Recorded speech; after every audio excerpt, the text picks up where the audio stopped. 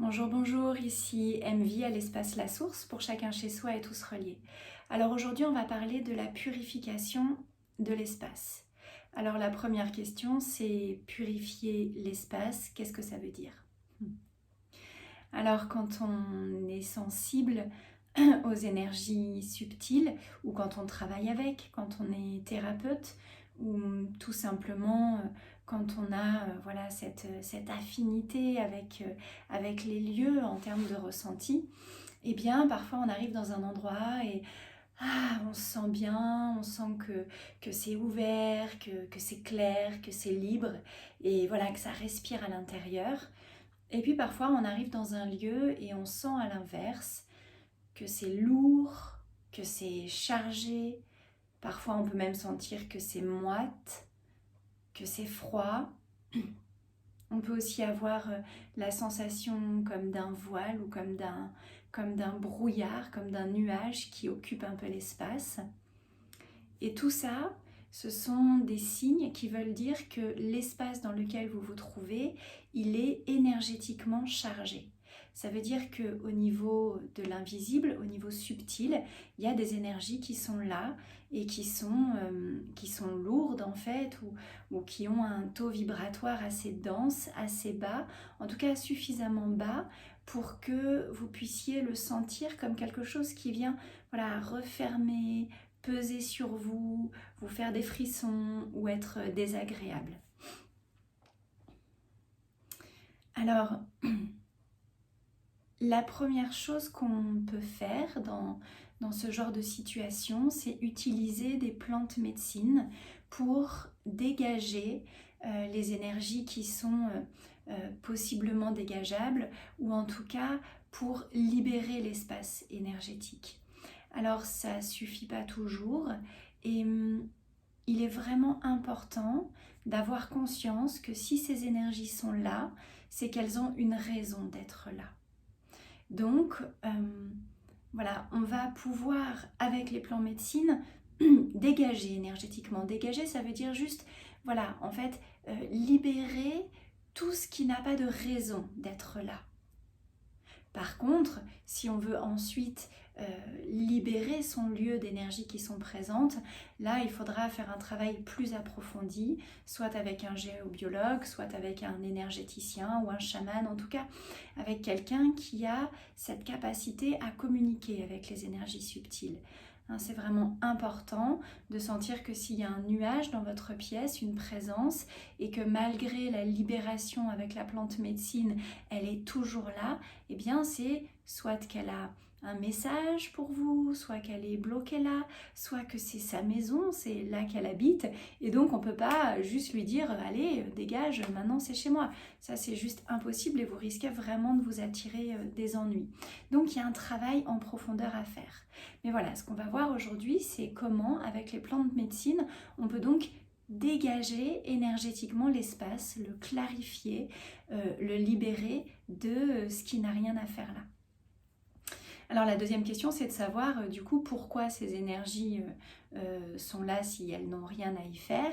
Eh bien, tout simplement, quand il y a justement une énergie perturbée ou coincée ou une faille tellurique ou une cheminée cosmotellurique, ou bref, qu'il y ait une raison énergétique, géobiologique, subtile ou émotionnelle ou spirituelle qui fait qu'il y a une entité, une énergie qui est présente dans cette pièce, eh bien, il y a plein d'autres énergies, toutes celles qui se baladent un peu partout, parce qu'il y en a absolument partout des énergies qui se baladent, et puis eh bien, celles qui ont un taux vibratoire un peu bas, elles vont être attirées par cette entité, par cette faille, par cette mémoire qui est là dans la pièce, et donc elles vont venir charger cette mémoire. Donc toutes ces petites énergies qui se baladent et qui viennent en surplus, tout ça on peut les libérer assez facilement. Il peut aussi y avoir, si c'est un espace de soins par exemple, que vous êtes thérapeute, eh bien tout ce qu'on peut libérer de nos patients, on est censé gérer en fait leur libération jusqu'à ce qu'elles aillent dans une destination qui les libère complètement, donc soit l'énergie de la source, soit le feu de la terre, mais parfois, soit on ne sait pas bien faire, ou alors peut-être que ce jour-là, on est un peu fatigué, qu'on n'a pas bien géré ça, et du coup, on se retrouve avec des énergies qui sont libérées de nos patients et qui viennent stagner là dans nos pièces. Voilà, bon, il peut y avoir d'autres raisons encore aussi, beaucoup plus simples. Si par exemple c'est une pièce de vie, toutes les disputes, les colères, l'agressivité, les émotions peuvent aussi se décharger dans la pièce. Alors si vous avez un chat, c'est merveilleux parce qu'il va venir absorber toutes ces énergies, mais d'abord il ne va pas tout absorber, et puis si vous n'avez pas de chat, eh bien vous allez vous retrouver avec ces énergies de colère, de tristesse, de dispute qui vont venir se déposer dans la pièce. Et puis il y a aussi tout simplement tout ce qu'on va ramener de l'extérieur. Si par exemple vous êtes allé faire vos courses dans un supermarché et que vous avez rencontré quelqu'un de très agressif, eh bien peut-être que vous avez absorbé cette agressivité et que vous allez la décharger chez vous parce que c'est l'endroit où vous vous sentez bien. Alors on verra plus tard comment se décharger soi-même de ces énergies, justement pour ne pas charger aussi nos espaces de vie. Mais voilà, pour aujourd'hui, on va parler de libérer une pièce à l'aide des plantes médecines. Alors la première chose fondamentale à savoir, c'est que pour libérer une pièce, on va travailler avec l'esprit des plantes médecines et pas avec leur fumée. Alors bien sûr, la fumée va représenter l'esprit de la plante médecine. Mais voilà, j'ai ce souvenir d'une formation en magnétisme que j'ai faite il y a peut-être 10 ans maintenant, 12 ans, où on nous avait appris à faire ça et on nous disait qu'il fallait faire brûler de l'encens ou de la sauge jusqu'à ce qu'on ne voit plus les objets à 1 mètre de nous. Donc on se retrouvait dans des marasmes de fumée et en fait c'était assez inefficace parce que, encore une fois, la fumée juste pour la fumée, ça sert à rien. Ce qui est important, ça va être de se relier avec l'esprit de la plante et de lui demander à lui de venir libérer l'espace. Alors, je vous invite à vous référer à la vidéo « Comment cueillir une plante médecine » pour pouvoir s'en servir, parce que déjà, évidemment, il est très important de savoir d'où vient sa plante médecine. Alors, dans les plantes que je vais choisir pour purifier mon espace, moi, mes principaux alliés, ce sont d'abord la sauge officinale. Donc la sauge officinale, c'est celle qui pousse dans nos jardins. Elle est très facilement cultivable et elle pousse même en pot dans tous les climats. C'est vraiment très agréable à faire pousser, à utiliser, et en plus elle a plein de vertus en tisane, dans la cuisine aussi. Mais voilà, en tout cas, moi j'aime beaucoup travailler avec l'esprit de la sauge officinale. Alors ensuite, j'ai aussi un merveilleux allié qui est le laurier. Voilà, donc moi j'ai la chance d'avoir un laurier sauce, comme on l'appelle en cuisine, dans mon jardin. Et donc c'est une très puissante plante de purification. Donc voilà, moi j'aime bien essentiellement travailler avec ces 2 plantes, mais aussi avec le romarin, parce que ce sont des plantes qui poussent chez moi et que j'ai à portée de main. Après, il y a plein d'autres plantes qui permettent de purifier. Là, tout de suite, je pense à l'eucalyptus. Si vous en avez chez vous, c'est vraiment merveilleux. Et puis, je pense aussi, bien sûr, au bois de cade, qui a une odeur absolument extraordinaire et que les anciens utilisaient aussi en antimite. Et donc tout ça, ce sont des plantes locales, donc que l'on trouve très facilement et à moindre coût. Bien sûr, j'aime aussi beaucoup utiliser la sauge blanche. Donc là, celle que je vais vous montrer, elle est enroulée en cigare. Voilà. La sauge blanche, c'est un peu plus difficile. Ça pousse plus difficilement en France, même si pourtant c'est une plante endémique d'ici. Mais voilà, c'est une plante qu'on a un peu perdue. Donc c'est vraiment important d'être très vigilant si vous prenez de la sauge blanche, parce que c'est vrai que ça a une odeur assez différente et très envoûtante. La sauge blanche, c'est vraiment important de voir d'où est-ce que vous la récupérez. Voilà, hein, si elle a une empreinte carbone hyper élevée, c'est peut-être pas la meilleure des choses à faire que d'utiliser de la sauge blanche. Voilà, donc une fois qu'on a toutes ces plantes médecines, on peut les utiliser comme ça, ou alors on peut aussi en faire des rouleaux. Donc je vous présente ici un échantillon de rouleaux de plantes médecines. Alors la plupart on me les a offerts et donc ils sont faits main. Donc ça c'est un bâton de fumigation, plus exactement celte, donc qui a été fait au solstice, à la lune, voilà, avec tout un tas de plantes de purification. Donc on peut voir que là il y a du romarin, il y a de la lavande, de la sauge blanche, de la sauge officinale, encore un bâton celte, du cyprès, du bois de cade, de l'écorce d'eucalyptus. Voilà, un aperçu de tout ce qui est possible. Voilà, donc les plantes, vous pouvez les avoir sous la forme de bâtons de fumigation ou tout simplement de plantes que vous avez ramassées et fait sécher. Voilà. Et alors maintenant, comment est-ce qu'on purifie avec ces plantes? Alors la première chose à faire, déjà, c'est de prendre la plante et depuis son cœur, de se relier à l'énergie de la plante, de se relier à l'esprit de la plante. Donc juste se relier, ça veut dire ressentir, s'ouvrir, peut-être parler à l'esprit de la plante, s'adresser à l'esprit de la sauge. À toi l'esprit de la sauge, je t'invoque, je t'honore. Je te demande de l'aide pour purifier mon espace.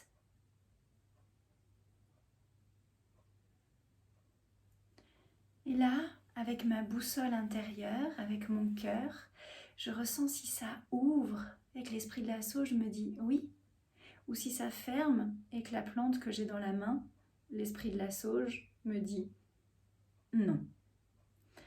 Là, ça ouvre et ça dit oui. Donc je vais pouvoir le faire avec cette sauge, mais je pourrais aussi faire l'expérience avec ma feuille de laurier. J'invoque et j'honore l'esprit du laurier.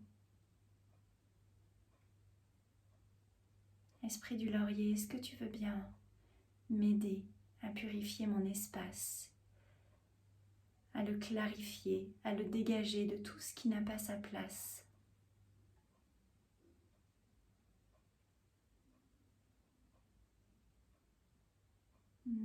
Et je ressens un oui aussi.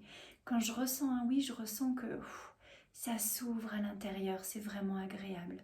Si c'est non, si ça ferme, je remercie l'esprit de la plante et je repose cette feuille de laurier. Mais à travers elle, c'est l'esprit du laurier. Donc si c'est non, c'est l'esprit du laurier qui m'a dit non. Je repose la feuille et j'essaye avec une autre plante. Peut-être que aujourd'hui, le type d'énergie qui m'entoure a peut-être besoin plutôt de laurier, ou plutôt de sauge, ou plutôt de bois de cade. Et toutes ces plantes ont des spécificités différentes. Et du coup, en fonction des énergies en présence, l'une ou l'autre va plutôt être adaptée. Alors, merci à l'esprit du laurier, merci à l'esprit de la sauge. Donc je vais prendre juste une feuille de sauge, ça me suffit. juste une petite feuille et je vais garder aussi mon laurier. Du coup, je vais travailler avec les deux puisque les deux m'ont dit oui. Donc, je vais honorer bien sûr leur réponse.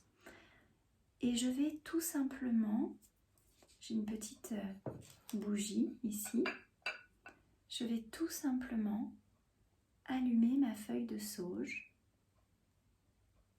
la souffler pour avoir de la fumée. Et avec l'esprit de la sauge, je purifie tout mon espace. Autour de moi, sur moi. Je peux souffler dessus pour demander à l'esprit de la sauge de me libérer de tout ce dont je n'ai plus besoin. Et j'ai ici, moi j'ai une coquille d'ormeau, mais on peut aussi mettre dans une coupelle de quoi déposer les cendres. Voilà. Je vais faire pareil avec le laurier. Le laurier, c'est vraiment chouette parce que ça crépite. Et je demande à l'esprit du laurier de purifier cet espace. Que tout ce qui n'y a plus sa place se libère. Une fois que je sens que j'ai suffisamment purifié mon espace, alors je vais ouvrir la fenêtre pour demander à toutes les énergies de partir. Je peux m'aider pour ça d'un éventail, d'une plume ou juste de mon corps et de mon souffle. Et je fais toujours ça avec beaucoup de respect, beaucoup d'amour. En aucun cas il s'agit de dire « Ah, vous sortez de chez moi, nanana !» Non, pas du tout, c'est vraiment « Voilà, merci à vous d'être venus jusqu'ici, mais je me libère, je vous libère, je nous libère. » Voilà, vous pouvez retourner là où vous avez besoin d'aller. Et alors c'est là qu'on va juste dire quelques mots sur la symbolique de la sauge, parce que vraiment c'est très important ce qu'elle représente. Quand on allume la sauge, on a le feu sacré qui transmute les énergies. Le feu sacré, il vient créer de la fumée. Cette fumée, elle permet aux esprits et à l'invisible de retourner vers la source, de retourner vers le divin. En fait, elle suit le chemin. Et puis, elle crée aussi de la cendre. Cette cendre, c'est le symbole de la terre-mère. Et donc, par la sauge, tous les esprits denses et lourds qui ont besoin de retourner à la terre vont, à travers cette cendre, symboliquement, retourner à la terre. Et c'est vraiment intéressant de sentir que cette cendre, elle est chargée. Et donc, une fois qu'on a fini la purification, eh bien, les cendres, c'est bien de les déposer dans la terre. Alors, de les déposer dans la terre ou d'avoir un support pour ça. Donc voilà, moi j'ai une coquille d'ormeau, c'est un coquillage qui est aéré par des orifices naturels et qui permet, plutôt que d'avoir un cendrier ou je ne sais quoi, qui permet de recueillir toutes les cendres de toutes les énergies que je libère. Et une fois par jour, je vide cette coquille dans la terre. Je dis une fois par jour parce que si dans la journée je fais plusieurs soins, je ne vais pas forcément le faire à chaque fois. Ma coquille, elle est là pour contenir. Et donc je le fais une fois par jour. Je vais vider cette cendre dans la terre pour vraiment libérer tout ce qui est parti.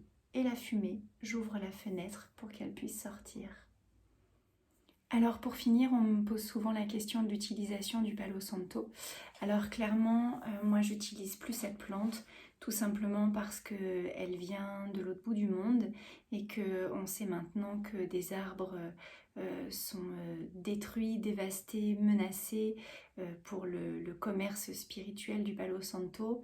Alors que normalement, le Palo Santo, c'est vraiment les écorces déjà séchées de l'arbre qui tombent et qu'on récolte pour purifier. Voilà, mais comme ça ne suffit pas, il y a des arbres, même centenaires, qui sont abattus pour ça. Donc voilà, personnellement, ma conscience écologique et chamanique fait que c'est plus possible pour moi d'utiliser ce bois. D'autant plus qu'on trouve voilà, du bois de cade dans nos forêts, dans notre région, et que ça a également une très grande puissance. Ça agit très puissamment dans le monde des esprits et notamment sur les énergies avec un taux vibratoire très très bas. Voilà, le bois de cade arrive à lever pas mal de blocages. C'est vrai qu'avec la sauge, on va plutôt travailler sur les entités et les blessures émotionnelles. Et avec la lavande, on va vraiment travailler sur la blessure émotionnelle, sur toutes les mémoires émotionnelles des lieux. Donc c'est assez intéressant quand on est thérapeute. Et en plus, ça amène beaucoup d'apaisement, la lavande. Eh bien, je vous souhaite une très belle pratique. Et puis, je vous dis à bientôt pour une autre vidéo. Bonne journée!